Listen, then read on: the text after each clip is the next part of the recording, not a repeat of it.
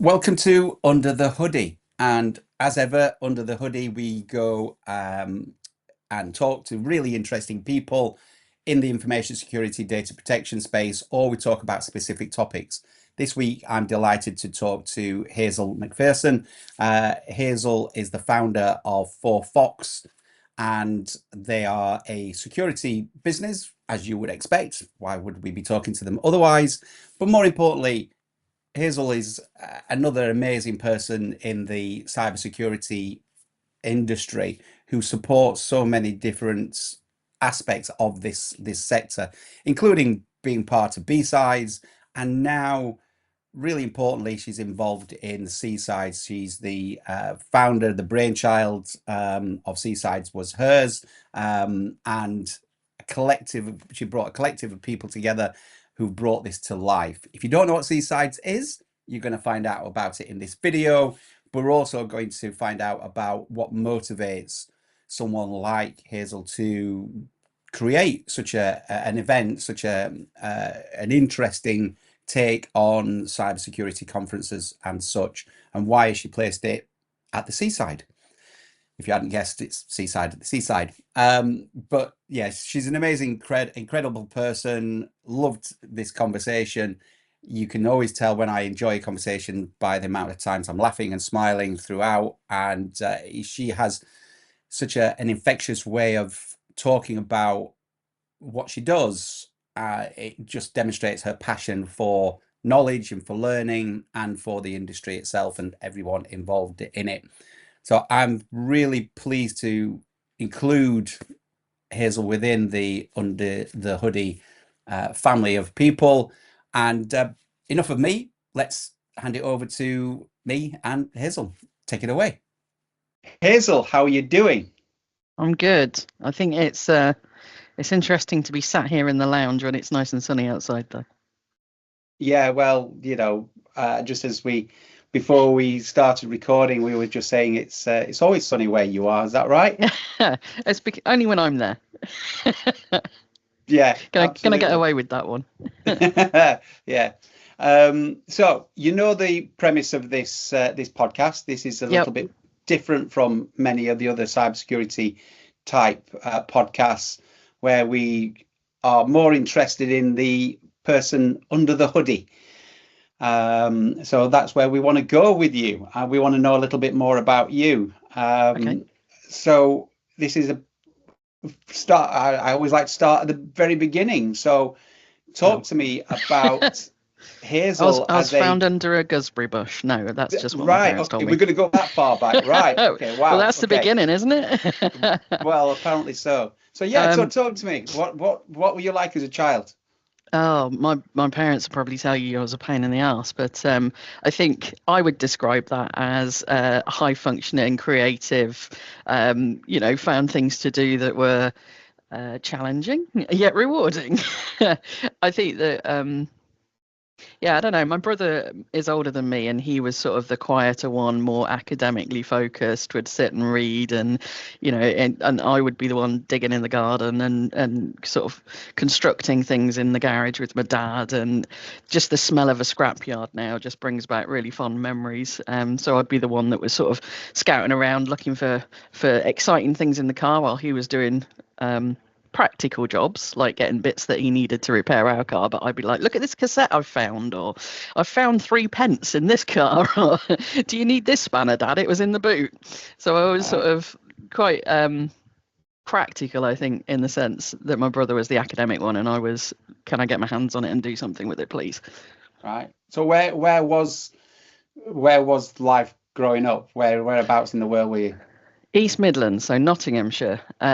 All right. In a tiny ex-pit village between Mansfield and Nottingham. And Gemma will tell you that at some point in our lives we lived in the same village, which randomly is a fact that she likes to banter around. But it was, my mum and dad moved there. They were both sort of fairly local. They moved there fairly young when they first got married, and that's the house that mum still lives in now. So I'll frequently go back and be in that ex-pit village where I grew up, and it's changed dramatically. But it was the kind of place where, people didn't necessarily go and do big things with their life, didn't go on to university. My brother was the first person in our family to go to university, and I waited a bit. I didn't go until I was 38, because I told my parents I'd go when I was ready. Well, you're ready when you're ready, right? Exactly. I knew I was ready right then, so I wasn't lying about that. Yeah. And I think, I went to a secondary school, a comprehensive school. It was not brilliant. Um, it wasn't terrible, but it wasn't the best place in the world by any stretch. And I think I couldn't wait to leave that area. So when I got my first job at 18, first full-time job, it was working in a warehouse. They pushed me around a bit. It was temporary, so they put me in customer service.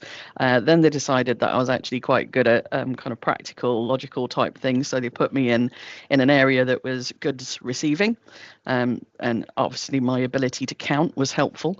And I said, wouldn't it be great if we could use a computer here? Because they didn't use any computers at all in the entire a factory, or well, they used sort of machinery, but they didn't use computers as we know them now. The only place that lived was in the design office, and it was sort of some kind of dark art.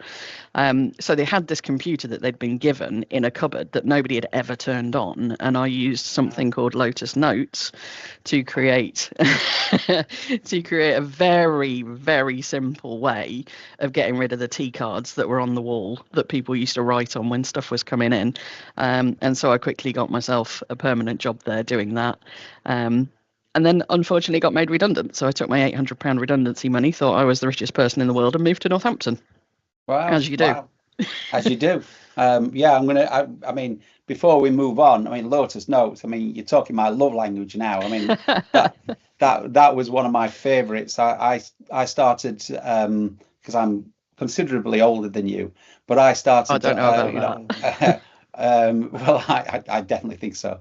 And so I started much earlier than Lotus Notes, but I think I've got that has a special place in my heart, because I loved Lotus Notes, and then it became Lotus Domino. But yeah, I took every certification, admin, developer, the whole thing. I thought it was an amazing tool, principally because Lotus Notes was designed with security at its heart. That's what it was all about, wasn't it? It was there for sharing code in a secure environment. So yeah, loved Lotus Notes. I was just excited to be pushing buttons.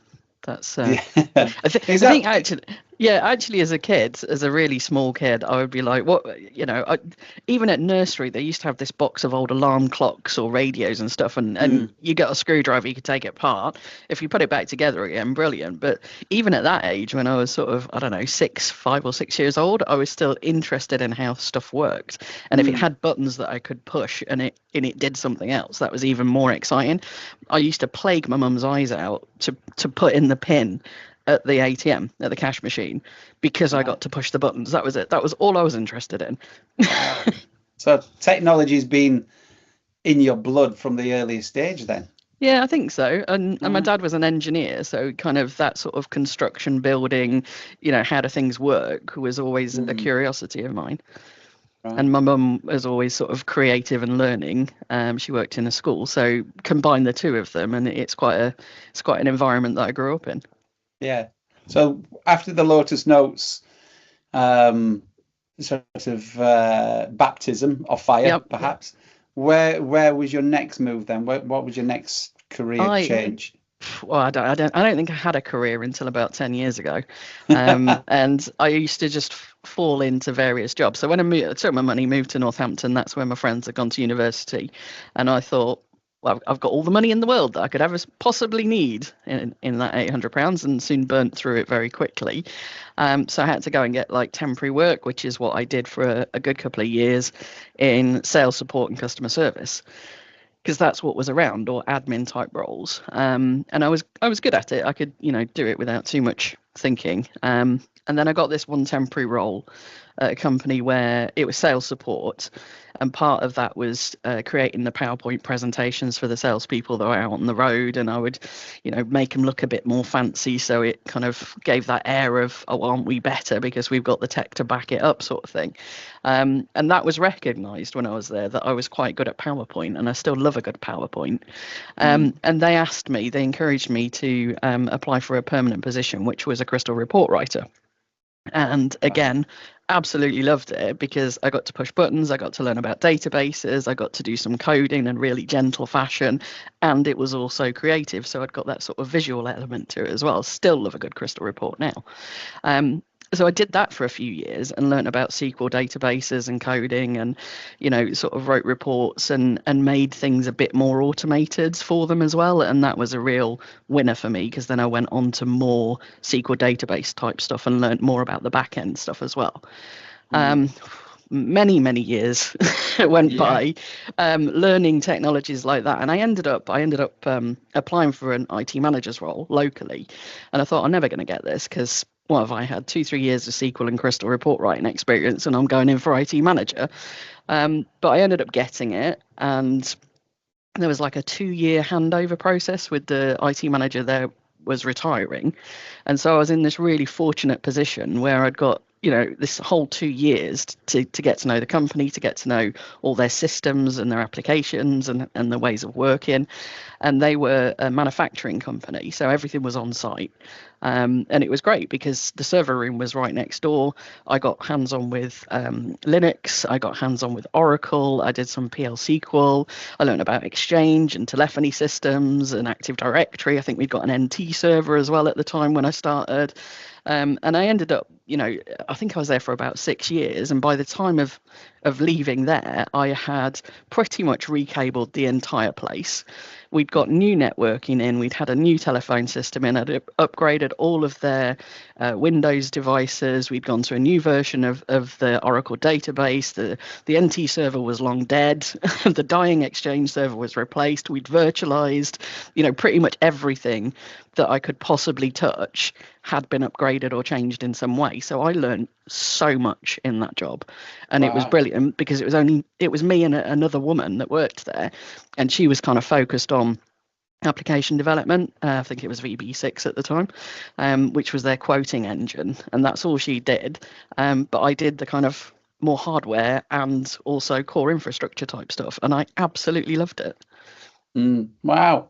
I mean, it's from your earliest days then you've been tinkering and learning every step of the way, haven't you? It's I love learning. I can't, like, if a year goes by and I haven't been on a training course or I haven't updated a certificate or something, I just think, why have I missed that opportunity? And then I get back on a training course and I'm like, I remember this, I love this. why don't I do this more?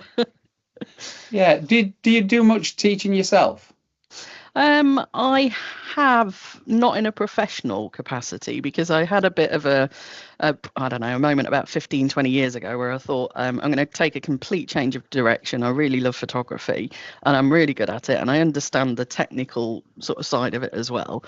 And I put myself out there in a really gentle way to see if anybody was interested. And I did a few weddings and I did a few birthdays and sort of big anniversaries and stuff. I did a few events, a few bands, and then I did some portrait photography. And then I started teaching people how to use their digital SLR cameras as well.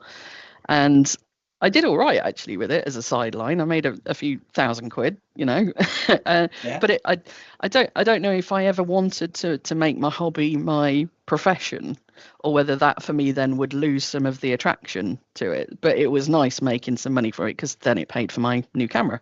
Yeah, I know.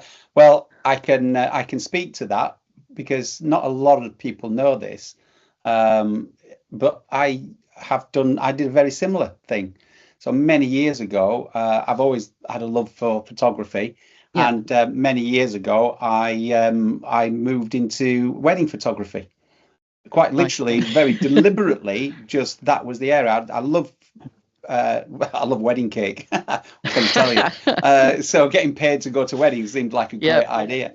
But yeah, so I did wedding photography for about 3 years. Yeah. alongside the day job, cybersecurity, info security. If anyone wants to perfect their art of public speaking, go and try and corral Yep. 150 wedding guests who have all had drinks and try and get them all Yeah. to look in the same direction. Believe me, your public I've been speaking, there. yeah, Yeah. yeah, it's not easy. No. And But I and mentioned also it. Go on. I liken it to sort of incident response and crisis management as well, because you Yeah, don't get a second chance at a wedding. yeah, So you have to have your plan done up front. You have to know, all the different things that could go wrong, what your backup plan is, and make sure that you're absolutely on it, because there is no second chance to do wedding photos. absolutely. And backing up your files and making sure Yep. you've got those backed up, because as Yep. you said, there's no do-overs, is there, the day No, after? I'm not sorry, at I all. lost this card Yeah, or or whatever. and I don't know about you, but I think at one point I had two different camera bodies. I had spare memory cards, all the batteries that I could possibly carry. Everything was duplicated just in case something went wrong. Absolutely, absolutely. And I think to that point that you said earlier, this is why it made me smile, is um, when your hobby becomes your job, you do quickly or start to lose love for it. And I think Yep. after I stopped doing it, I think I must have done probably about 200 weddings by the time I'd done that sort of 2.5 year, 3 year stint. And I Yeah. don't think I picked up my camera again for about 2 years Yeah, I because I think was it does do just, that to you. Yeah. yeah. But I still have a respect and a love for photography. Yeah, It is a definitely. great back, but it's now a hobby, most definitely. Yeah. Yeah. Well, so what? Actually, while we talk about that, so what are your hobbies? What do you like to do? What do Oh, you do for downtime? I'm terrible because this is probably ADHD talking, but I collect hobbies. So I will Okay. find something that really interests me and I will do it to death for about 6 months, and I'll learn everything about it and I'll get all of the stuff and I'll become what I would class as an expert in it in a very short period of time. And then I'll be like, what next? What's I've done that now. What's next? I What would kind of love to. things? What kind? So photography, obviously. I Mm. bought a 3D printer, so I did that to death. I've just put my camper van up for sale because I did that to death, and now it's like, well, I've got nowhere to park it, so that's going. I bought a drone, so that was quite fun. I got my drone pilot license and made sure I did everything properly and learned about the aviation rules, and I worked with integrity with it, and did some photography with that as well. You'll know that I throw myself into things like B-sides and C-sides, so they are kind of my hobbies as well because I like bringing people together and doing stuff.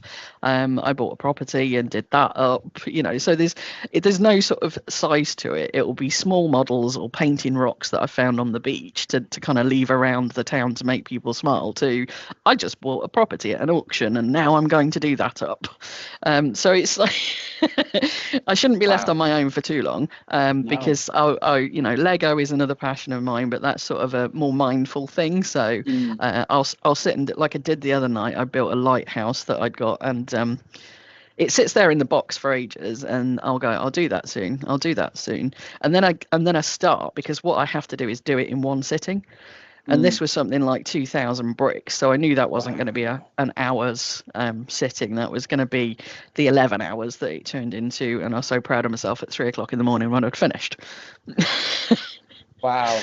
So Wow. that's kind of how my brain works with hobbies. I will absolutely love the things that I get to do until I can't do anything new with it, and then I'm like, what else can I do? What else can I learn? I think that is part of my brain that needs feeding all of the time with new Mm. things, So and it's not do you, it. do you get bored? Do you get bored quite easily then? I wouldn't call it bored, because I can go back to things like the photography. I can go back to it. I can enjoy Mm. it, but there's not that much new to learn anymore. And it's the learning aspect of it that keeps me interested in it. So if Mm. it's a challenge to me, then I'll go and have a go. Um, I learned. Probably should have said this earlier. I played the piano accordion when I was younger, and I did that because nobody else that I knew was playing it, and my granddad had won one in a poker game in the Navy at one point. So I got to then play with that, which I hadn't done before because my brother is older and he got to play with it, and that annoyed me. So I said I want to learn to play it properly. And I ended up playing at the UK Championships and being in a band, and so I did it to the nth degree. I didn't just learn to play it, and I've still got one now, but I hardly ever play it because I know if I picked it up, I could. And Right. it's not that kind of, there's not that much to learn anymore. I will just enjoy playing it. And other instruments have come and gone as well, and I've learnt and I've spent the time, and I've kind of got to a point where I'm comfortable that I know enough to be able to enjoy it should I want to pick it up again. So I don't get bored. It's more of a, I need to challenge myself some more. Okay. So you mentioned earlier about the fact that you went back to university at 38. First time I went to university at 38. First Yep. time at 38. So what did you go? Why did you decide to make that decision, and what did you go and study? So I was working at the NHS when I made that decision, and I think I was some IT services manager or something. I was in charge of the service desk, core infrastructure, and cybersecurity had just been thrown at me as a kind of national initiative. We need somebody to look at this. What does it mean? What do we need to do? And I was like, yep, I'll do that for reasons that I've just explained to you. And I applied to go on a pilot course so it was offered to the whole of NHS England. And I think they'd got something like 9 or 10 places where people would go and do the healthcare equivalent of the CIS qualification from ISC2.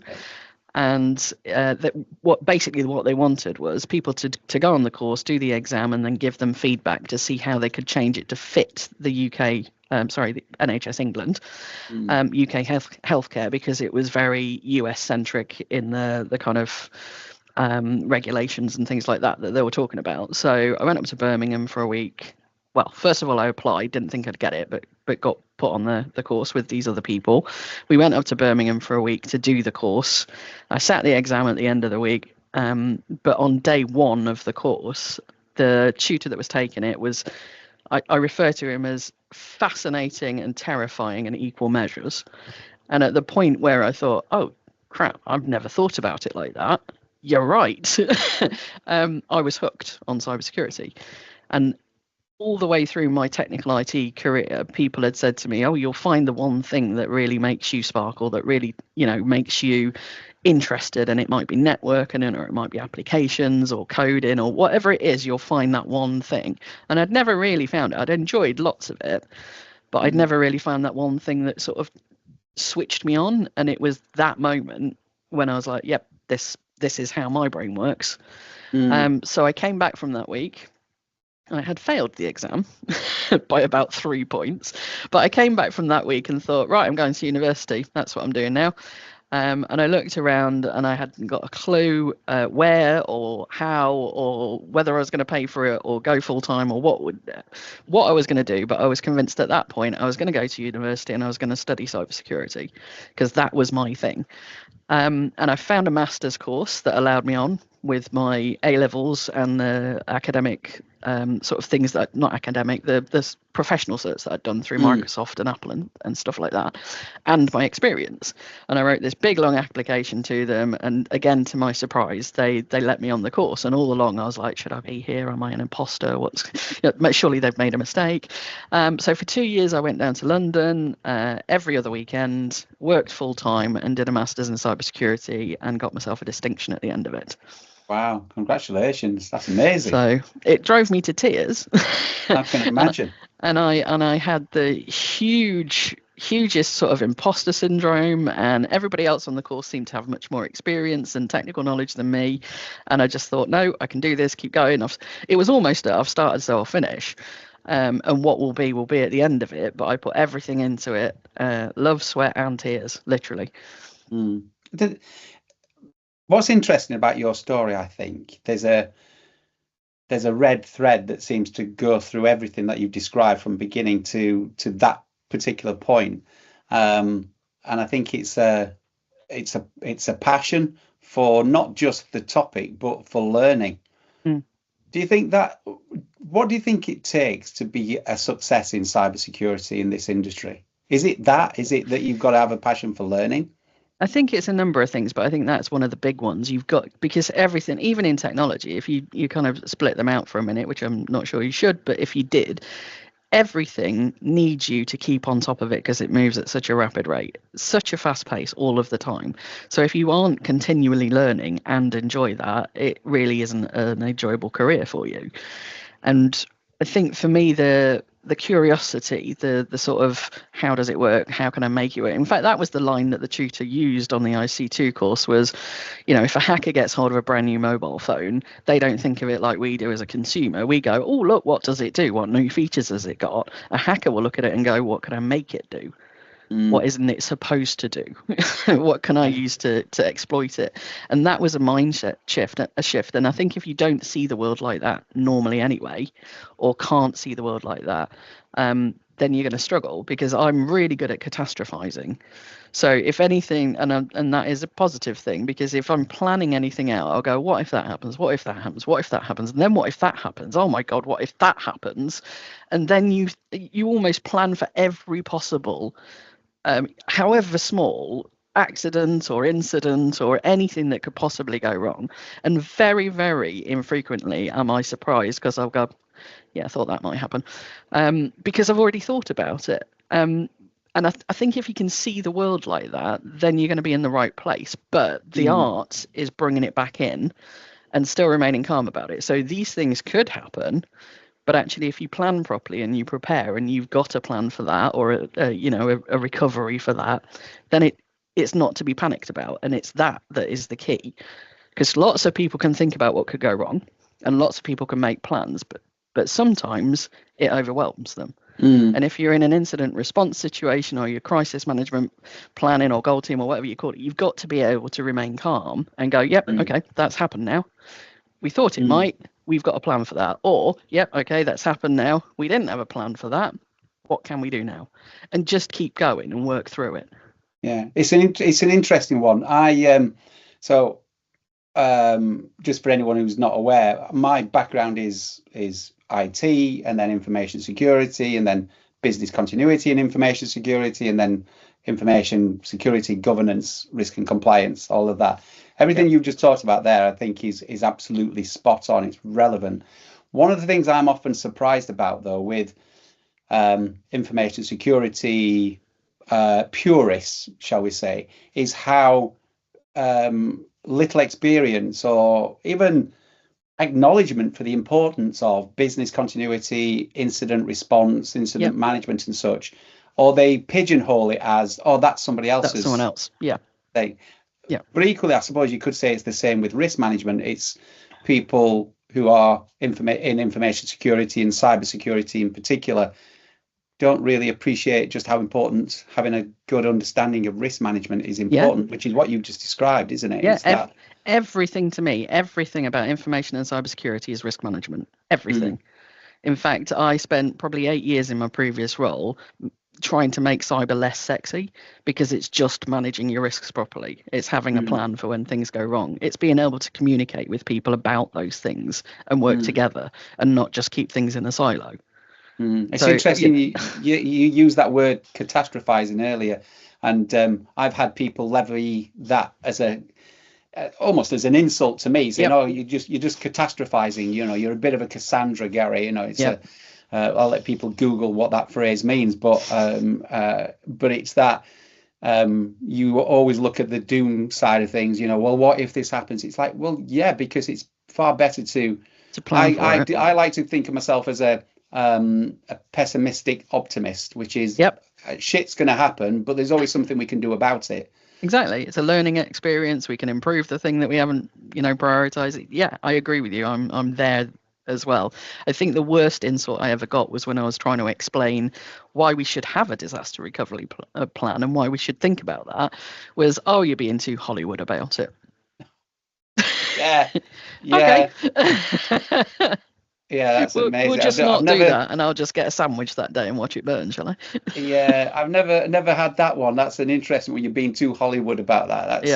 That's an impressive one. Yeah, but I've had you're just catastrophizing now, and do you know what I was actually talking about at the time? And this was back in 2009 when I was having this conversation. I was talking about the likelihood of a pandemic. Right. And they just said, "Oh, you're catastrophizing. That's ridiculous. It'll never Yeah. happen. It's What a ridiculous thing to say, it Gary. was a How can you? ridiculous thing."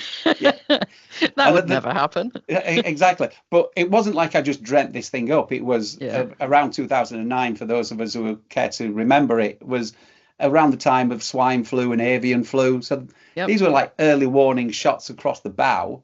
Yeah. That So something that else something was going to come could at some point. happen. Yeah. Exactly. Yeah, Yeah. yeah. Wow. I think it So is interesting when you are in those situations as well, how people respond when you're actually in the thick of it and you don't have a plan for it. So again, mm, one of the organisations I worked for, they did have a really good crisis management plan. Disaster recovery was something that we talked about and did. We could have done it better, but at least we were doing something.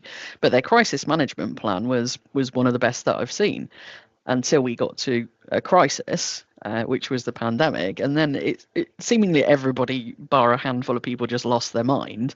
And I remember one day when I was quite fatigued because I've been trying to run data and plans and for a couple of days, and I just said, should we have a plan in case we all have to go home and work? Should we work that one up before we're told to go and do it?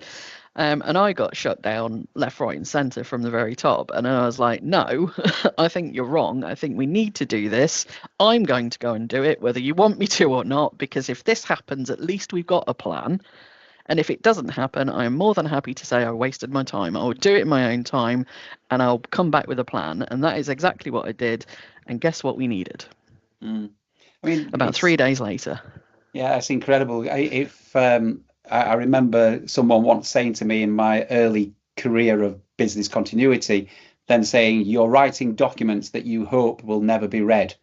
Yep. But if they are going to be read, you better make sure that they work. Yeah. So they need to Yeah. be simple and so on and so forth." Yeah, I mean that IT manager role that I told you about, that was my first introduction to proper disaster recovery. And mm, again, for a small company, they did it really well. Every 6 months, I used to go to their warm site, and we would take a copy of the backup on a tape, and we'd restore it. And there was, pre-agreed scripts that I'd run through to make sure that we could do accounting and the billing and dispatch and all of those things. And we would have desks and phones and everything ready. And I would spend a day and a half doing the server restore. I mean, it was a small organization, so we could doing a server restore, making sure the 10 hot desks or warm desks that we got would work, would function, that telephony would work. I even kept an analog line, especially for if the whole digital system went down, I could ring BT and go, can you reroute everything through this analog line and patch it through to reception? please tell So me at it was a least we red. could talk.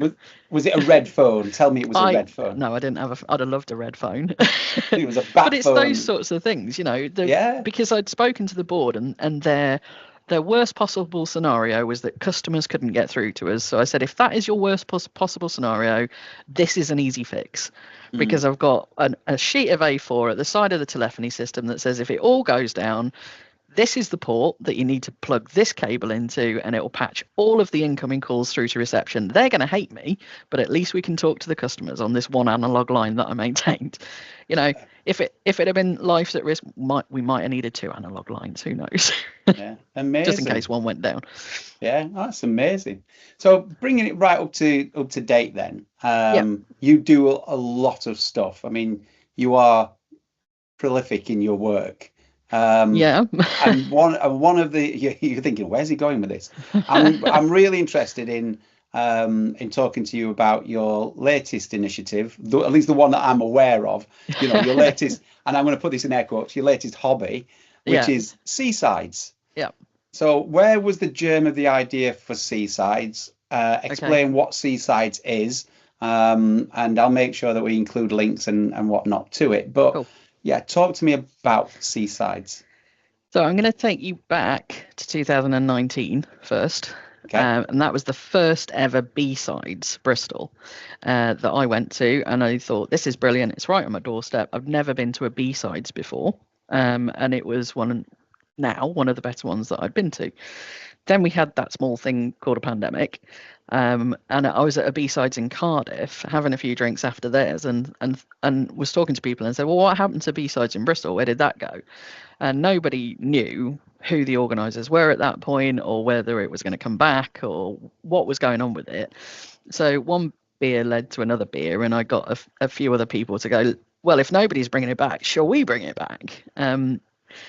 And it seemed like a good idea at the time, which it was. I still stand by it. And 3 years ago, we brought B-Sides Bristol back after finding out the original organisers had emigrated and gone on to other things, and everything, like the domain and everything, was still standing but registered to them. So we put together a real sort of small group of people that were passionate about it and brought B-Sides Bristol back. And this year is the third year that I've been doing that. Well done. About thank you. About a year ago, during B-Sides Bristol, again after a pint, I chuckled to myself as I had a thought in my head, because I live in Weston-super-Mare, and I thought, oh, wouldn't it be great to have a B-Sides by the seasides? Because I like to be beside the seaside. Let's call it Seasides. And I enjoyed that idea with a very select few people over drinks for a good probably 6 months. And every time somebody talked about a B-Sides, I'd bust out my jokes about a C-Sides and wouldn't it be great? And the more people that I spoke to about it actually then came back and went, yeah, actually, it would be great. And that would work in my community, which is down on the south coast, or my community, which is up in the northwest. And I'm like, I wonder if this could actually become a thing. So I started talking to various people in a more serious way about it. I engaged with our local MP, who's the chair of the all party political group for cyber. I've probably murdered that. Sorry if I have. But he's ex BCS and very interested in this sort of stuff anyway. So when I went and had a chat with him, it was kind of a shared passion. And I'm like, oh, sorry, I'm going to do it. We've got a pier with loads of function rooms. We've got plenty of space for it. Even if it's like I don't know, a handful of people in a room that I've put on my first sort of solo event kind of thing, that's got to be worth it. That's got to be something, and then it can grow from there. But in true Hazel style, I didn't want a small event in one room on the pier. I wanted all 5 function rooms on the pier, and I wanted about 500 people there, and I wanted everybody involved who said, isn't that a good idea? And then we grew it from possibly a few people might turn up to talk about security to we've really started looking at the needs of our local community, the demographics of the business and the general public and the students and young people that live here, and what the opportunities are and what the opportunities are not that far away, and trying to introduce the two together through this Seasides event. So the other week I rented a digital billboard, which is something I thought I'd never do in my life, and Seasides is happening in about 7 weeks, and we've got loads of sponsors, and we've got a full agenda of speakers, and we've got some really cool workshops, and as you know, you've sponsored it as well, so without any real need to push it too much, great people have come forward and said we want to be part of this. And so that has really spurred me on to make it as good as we possibly can. In fact, I spoke to IASME this morning, and they want to come and do something, and I'm not allowed to talk about exactly what yet because it's really exciting, but it will mean the difference between some young people in this community and some career switchers in this community having an opportunity or not, and we are bringing that to them and giving it to them for no cost whatsoever. Yeah, and that's clearly really important to you, isn't it? That you're important. Yeah, you're opening up the community, or opening up opportunities for the local community. Yeah, I mean, so, I don't know how I used to think that if I keep my head down and work hard, that will be enough for me in my career. And I've never really faced, I'm lucky, I suppose, I've never really faced any you're a woman in technology barriers. I don't believe that has happened to me. There's been inappropriate stuff sort of said, but I've kind of dealt with it, rised above it, carried on, kept my head down, worked hard. But about, I guess, 2 years ago, somebody said, will you come and talk at this women's group about your career? And I was like, why? Who would be interested? And they're like, you'd be surprised. And I'm like, well, I can do, I can't get it wrong. It's only talking about me, isn't it? So that should be fairly easy. So I stood there and sort of explained a bit about what we've talked about today and how I got to where I am now and what sort of thought processes or not went into that. And loads of people came up to me afterwards and said it was a really inspiring story, and it was really important to them that they saw somebody like me, in the position that I'd been in, going through stuff that I had gone through. And I talked about the things that had failed as well as the successes. So it was a real sort of honest journey. And I thought at that point, I don't get to choose what people find inspiring or not. You Yeah. know, if I can talk about the stuff that I've done, good and bad, the things that have been successful or the things that I've failed or got bored of or, you know, moved on from or whatever, and somebody finds value in that, then that's Mm, what I've got to give to the world. And yeah. I enjoy things like B-sides and I enjoy things like C-sides and I enjoy meeting people and building communities because I didn't have that when I was growing up. I Mm, didn't have those people to talk to look up to that wasn't a world for me. I kind of fought through and muddled along on my own and found a way. And if that is helpful to people, of course I want to share it because and I want to, you know, like every other human being, I want to feel like I'm helping, I'm adding something to the world, I'm leaving it in a better place than I came into it. And it yeah. sounds a bit twee, but I don't really care because I'm, you know, a middle-aged woman now, and authenticity is what I pride myself on. Yeah.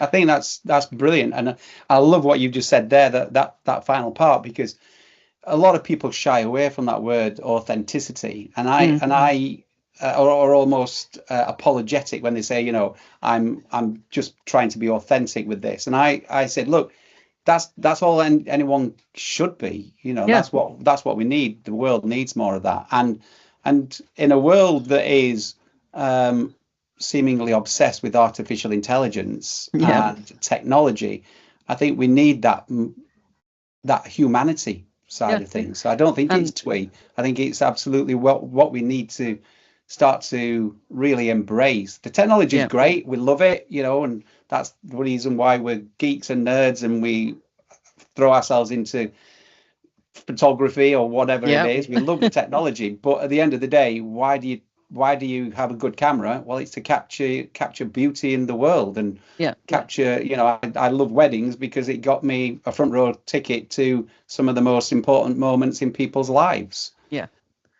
you know. yeah. So I And that's think, really special. yeah, yeah. So I think what No, you're creating with Seasides is equally, you know, very special. And like you say, with that authenticity stamp all over it, it's authentically you and yeah, and the people and being involved.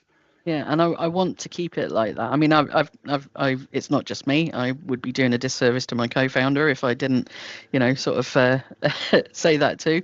And there's been many people that you and I both know really, really well in the industry that have been key parts of it. And you know, I couldn't have done it without all of the help as well. So, you know, I'm really authentically grateful to everybody that's been part of it too, because it's not just about money, it's about time. And even if you think you haven't got the time, people make the time still. And that's the really important part for me about this cyber community that we're in. It Mm, is people showing up when they haven't got time. It is people showing up when they haven't got energy or when they've got 1,000 other things that they could be doing. They still keep showing up for the people that need help. And it isn't just me putting it on an event. It could be anybody that just needs a mentor or needs somebody to listen to the this kind of difficult situation that they're in at work because they're the only one in security, or you know, whatever it might be. There is always somebody that you can stick your hand up and go, I'm struggling, and yeah, there'll be people there. And yeah, that's what I love about the community, and that's why I want to be part of it and give back into it and make sure that that sort of feeling carries on. Because yeah. if I'd have had that, I think when I was first starting out my IT life, and IT is very different in terms of community to the cyber community, um, I, I I might have got further and my path might have been different. I might have, you know, gone on to bigger and better things. I might not have, but I didn't have it, so I don't know. I never had a mentor. I never had the option of a mentor. I never had anybody that I could sort of bounce ideas off within the community, other than at trade shows, and just they just want to sell you stuff. So Mm, it's really important that we maintain this. For me, it's really important yeah, that and we showcase it to people as well. It's not just a case of coming to cyber because the money's great, because that isn't the case anymore. It's coming to mm, cyber because it's a really meaningful thing to do.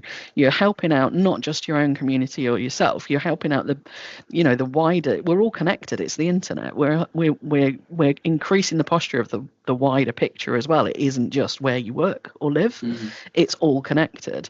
So it isn't just about coming, there's a great salary to earn because those days are gone, but come in because you want to have a mission and a meaning to it and be part of a community that keeps doing that.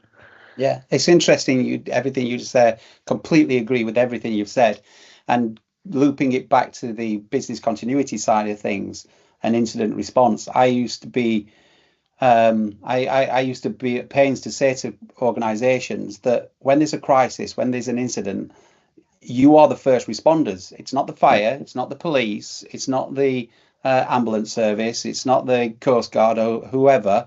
You are the first responders, and I yeah, think, and that's very true of cybersecurity. That we are the first line of defence. absolutely. Yes, it's okay. You can say, well, there's government should be doing more. There's laws, and there's technologies should be doing more to protect us. But at the end of the day, we all have a collective responsibility, Yeah, and that global community, that global city, as you say, for us, we're at the front, the front line of that yeah. protection. And I think that's exciting for me. That's what Yeah, it is. continues It's to be really exciting. exciting. Yeah, and Yeah, I think you'll find what I call a cyber person, do air quotes. A real cyber person gets excited when there's an incident, yeah, but they're able to remain calm and deal with it. But they mhm, find it exciting because that's essentially what you're there for.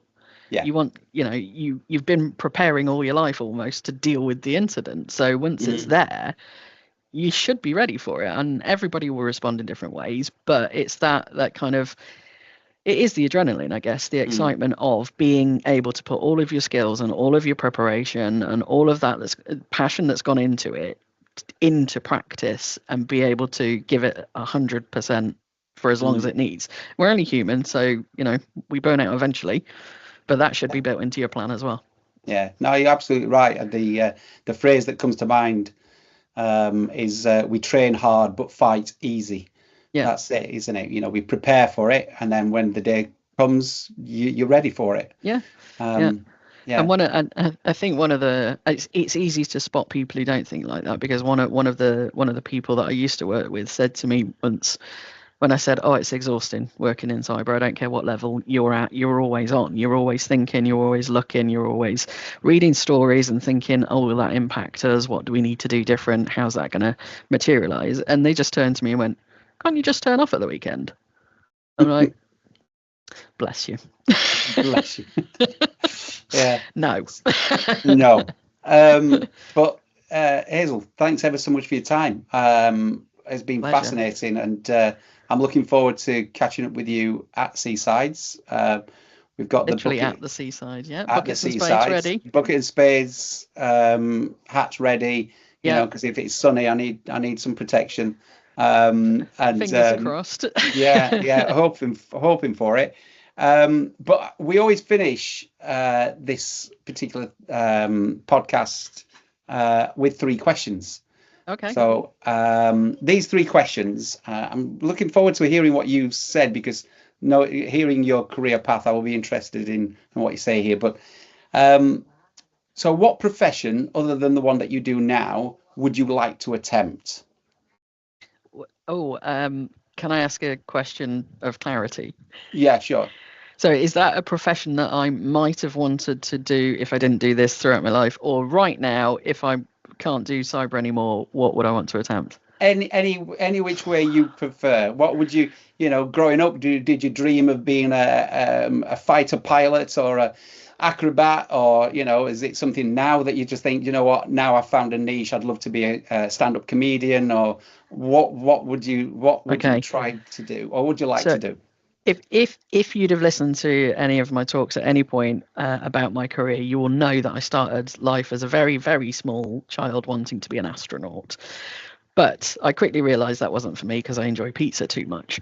Had I known now, or had I known then what I know now about ships and boats and maritime and merchant navy options, I would have definitely gone down that route. Mm, And I think if somebody said you can choose that now, I'd be like, okay, which fab. coastal resort am I moving to? Is it Portsmouth? Is it Southampton?